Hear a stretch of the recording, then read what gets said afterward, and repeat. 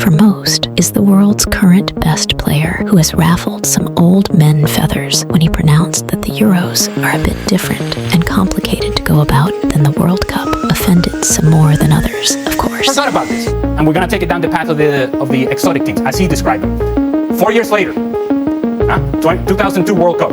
They are the defending World Cup champions. They opened the tournament up against an exotic team in Senegal. And what did they do? They lost to an exotic team. They lost to Senegal, 1-0. Right? It's part of his own experience, so I'm surprised that a guy whose team lost to Senegal, again, using his description, not mine, an exotic team, wouldn't remember that as part of being a complicated tournament to win, much more so than the Euros. So, in summation, in conclusion, right? If a lesser team can win the tournament, then that's an easier tournament. It's not nearly as complicated. Secondly, if an exotic team can beat you, then that's a more complicated tournament. And in general, let me just say, the whole idea that you just basically say, this little group here in Europe, yeah, we got the talent right here. This is it, right? The rest of the world doesn't matter. It's a very insular view. Very insular view of the world, and the rest of the world plays this game and plays it at a high level. And there are talented players outside of Europe. And if you don't know, if you don't believe me, because apparently I haven't established that in fact there's talent outside of Europe and outside of Argentina and Brazil, just ask. Just ask Germany. Who did they lose in the last World Cup? Japan. Just ask Spain. Just ask Portugal. Who did they lose to? Morocco. Okay. So look, listen. The game it's also played outside of Europe and it's also played at a high level. The Euros are a great tournament, but don't tell me they're more complicated to win than the World Cup. This is a pre-tournament interview he took, and well, I'm gonna lie. I don't agree with him. Yes, what he's saying is absolute French doo-doo. I don't agree with him. I don't think he should be allowed to play in the World Cup anymore. Let's all file a complaint about how it should be made illegal to sign him. Are you happy now? Well, now that I have the attention of you Barca fans, we all know he is right. Listen, the World Cup is a global event, the biggest event, and it only happens only once every 4 years. A year when the whole world comes together. Forget the Olympics. World Cup is the event that everybody and their mother watches. And as football fans, we are always eager to see who will be taking it home. But it's not the Euros. It's not as competitive at every single interval. The Euros have Germany, Portugal, Spain, Netherlands, Italy, Belgium, France. Yes, they are an African country, plus Griezmann, but they play in the Euros.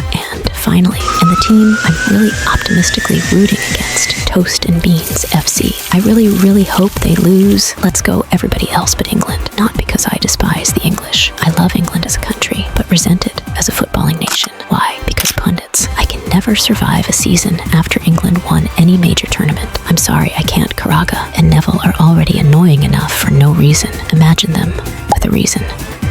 Mbappe also had Messi talking after he was asked about his former teammate's statement, to which he had to give the Copa America a free press run and advertisement about how good they used to be 10,000 years ago, stating, and I quote, "The Euros is a very important competition with great teams, but it excludes Argentina, 3-time world champions, Brazil, 5-time world champions, and Uruguay, 2-time world champions. There are many world champions left out, so to say it's the most difficult is not accurate. The World Cup has the best teams, all the world champions, and there's a reason why everyone wants to win the World Cup. Now, I respect Leo Messi as the closest thing to Cristiano Ronaldo. I do, but am not a lazy thinker, you see. Argentina won their World Cup 2 years ago, and before then, it was 36 years ago. Uruguay, well, they haven't won any World Cup since the Stone Ages. Since what? Let's Google it. 1950. Really? Stop it, Bessie. Brazil since 2002. So yay, only one South American team has won the World Cup in the last 20 years. Only one has played in a World Cup final in the last 20 years. Yes, it has played in 2 finals, but it's still one nation. Shit. If you ask me, I believe AFCON is a better competition than Copa America. Yes, Argentina versus Brazil will always sound better than Nigeria versus Cote d'Ivoire, but that's about it. Ghana versus Cameroon is way better than whatever Bolivia is playing on a Tuesday night outside the skirts of La Paz around Lake Titicaca. Psst. Look it up. It's actually a real place. Titicaca. I know in the 2010s, Messi was bullied and had strokes because of Chile, but that didn't show how Chile were a good side. Just showed us Messi finds it easy to retire. So back to the matter. The Euros are more competitive.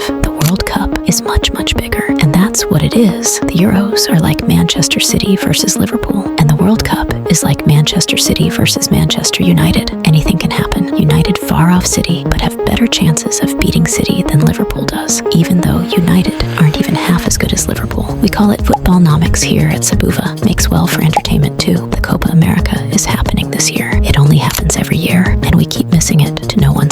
this, which only proves my point. We would rather wait 20 days with no football, stock, and stare at whatever key on Fabrizio's keyboard is going to be typed before the club season comes back than to watch the Copa America. It really doesn't exist. So why should any other team outside Argentina and Brazil be considered fit enough for Europe? Maybe Uruguay can chime in. We're being nice since Valverde plays for them. Shout out Feta.